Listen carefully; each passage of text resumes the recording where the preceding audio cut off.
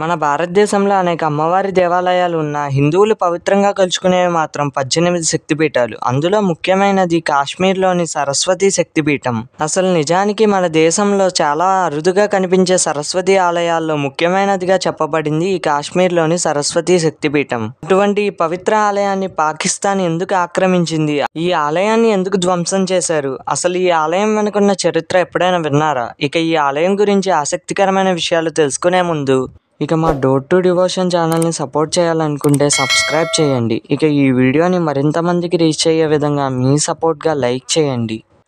పాకిస్తాన్ చేత ఆక్రమించబడిన కాశ్మీర్లో కొలువైన అపూర్వ ఆలయం శ్రీ సరస్వతి శక్తిపీఠం. ఈ ఆలయం ఎంతో పురాతనమైనది, అలాగే దాదాపు 1000కు పైగా సంవత్సరాలకు చరిత్ర కలిగిన ఆలయం. హిందూ పురాణాల ప్రకారం ప్రధానమైన శక్తిపీఠాలు 18 ఉన్నాయి. ఇందులో 16 మన దేశంలో ఉండగా, ఒకటి శ్రీలంకలో ఉండగా, మరో శక్తిపీఠం పాకిస్తాన్లో ఉంది.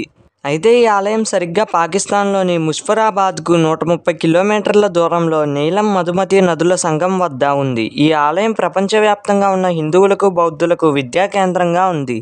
మరి ఇప్పుడు సరస్వతి శక్తిపీఠం వెనుకున్న పురాణాల చరిత్రను పరిశీలిస్తే, దక్షయజ్ఞంలో మరణించిన సతీదేవి శరీరాన్ని పరమశివుడు తన భుజం మీద మోసుకుంటూ పిచ్చివాడిలా ముల్లోకాలు తిరుగుతుండడం చూసిన శ్రీ మహావిష్ణువు తన ఆయుధమైన సుదర్శన చక్రంతో సతీదేవి శరీరాన్ని ఖండించగా, అమ్మవారి దేహం 18 భాగాలుగా ఈ భూమండలంపై పడగా, అందులో అమ్మవారి కుడి చేయి కాశ్మీర్లో పడిందని, అలాగే అక్కడ శక్తిపీఠంగా వెలిసిందని, ఆ పీఠానికి సరస్వతీదేవి అధిష్టాన దేవతగా ఆరాధించబడుతుంది.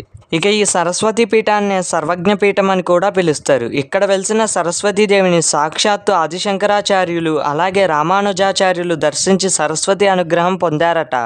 మనిషి యొక్క ఎదుగుదలకు ముఖ్య కారణం సరస్వతి అనుగ్రహం. అటువంటి చదువుల తల్లి కొలువైన ఈ ఆలయ విశిష్టత గురించి ఇప్పుడు తెలుసుకుందాం. శారదా నారది అనే 2 పర్వత శిఖరాలు ఈ ఆలయంలోని అమ్మవారికి తల వంచుతున్నట్లుగా కనిపిస్తాయి. దాంతో ఇటు భక్తులతో పాటు అటు ప్రకృతి కూడా అమ్మని కొలుచుకున్నట్లుగా కనిపిస్తుంది. ఒకప్పుడు ఈ ఆలయానికి ఉన్న ప్రాముఖ్యత అంతా ఇంతా కాదు. శారదాదేవి అంటేనే జ్ఞానానికి అధిపతి కాబట్టి ఆ అమ్మవారి చెంతనే ఉండి వేదాధ్యయనం చేసేందుకు పండితులు ఉత్సాహపడేవారు.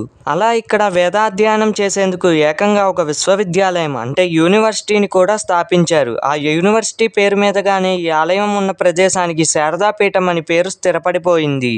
కేవలం జ్ఞానార్థులే కాదు, గ్రంథ రచయితలు కూడా అమ్మవారి అనుగ్రహం కోసం శారదాపీఠానికి చేరుకునేవారు. ఇక్కడ అమ్మవారి మహిమ గురించి ప్రజలు చెప్పుకునే విషయం ఏంటంటే, రచయితలు అక్కడ సరస్వతి అమ్మవారి విగ్రహం ముందర తమ గ్రంథాలను రాత్రి వేళల్లో ఉంచేవారు. ఉదయం ఆలయం తలుపులు తెరిచేసరికి ఆ విగ్రహం ముందర ఉన్న తాళపత్రాలు కనుక కదలకుండా ఉంటే వాటి మీద అమ్మవారి అనుగ్రహం ఉందని, అలా కాకుండా తాళపత్రాలన్నీ చెల్లా చెదురైపోయి ఉంటే అమ్మవారికి అందులోని సారం తృప్తి కలిగించలేదని భావించేవారట.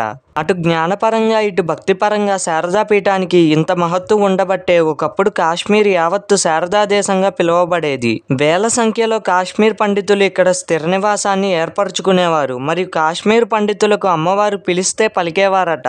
మన దేశంలో సరస్వతి దేవాలయాలు చాలా అరుదుగా కనిపిస్తాయి. అందులో ఈ ఆలయం ప్రధానమైనదని చెప్పవచ్చు. అంతేకాకుండా ఇక్కడ అమ్మవారి పేరు మీదుగా ఏకంగా శారదా లిపి అనే లిపిని కనుగొన్నారంటే ఇక్కడ శారదా అమ్మవారిని ప్రజలు ఎంతగా గౌరవించేవారో తెలుస్తుంది. పాకిస్తాన్ చేతుల్లోకి శక్తిపీఠం ఎలా వెళ్ళిందో ఇప్పుడు చూద్దాం. 1948లో భారత్ పాకిస్తాన్ల మధ్య యుద్ధం జరిగినప్పుడు ఈ ప్రాంతం పాకిస్తాన్ ఆధీనంలోకి వెళ్ళిపోయింది. ఆనాటి నుండి పాక్ ఆక్రమిత కాశ్మీర్లో భాగంగా ఈ ఆలయం మిగిలిపోయింది. ఇక్కడ నివాసం ఉన్న వేలాది మంది కాశ్మీరీ పండితులను చిత్రహింసలు పెట్టి తరిమేశారు. అలాగే మరికొంతమంది పండిత కుటుంబాలను వేధించి మతమార్పిడి చేశారు.